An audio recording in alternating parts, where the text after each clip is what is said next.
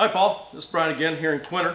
I don't know if you remember me, but I sent you the idea of the scraper, and that was right before you started your campaign.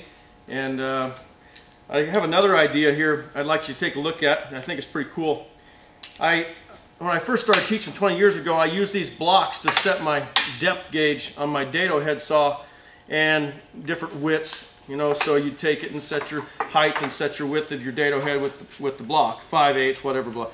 Well, these blocks would get knocked on the floor, okay, or they'd break, right?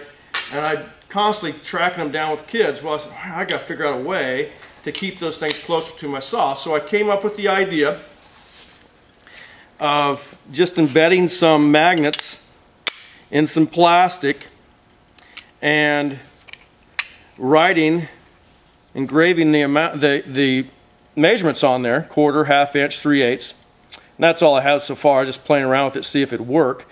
Well, then of course you can fasten these together, stick them on your saw, okay, so they don't go anywhere, you don't lose them.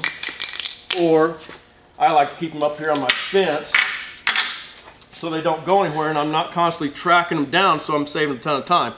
So if I want to set my, of course you set your width, grab the 1/4, set the width of the fence, and then set your height at 1/4 here, and away you go. Okay?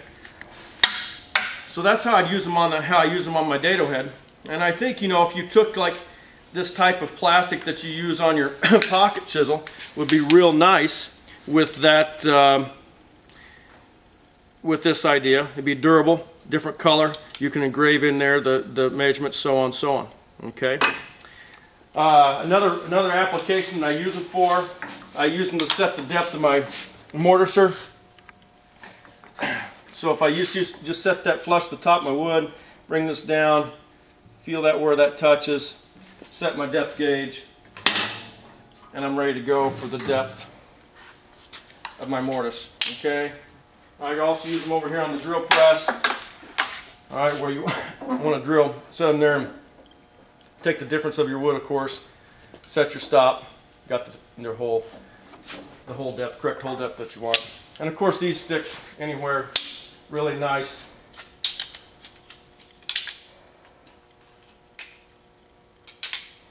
I like to put the orange in the middle because it is the heaviest.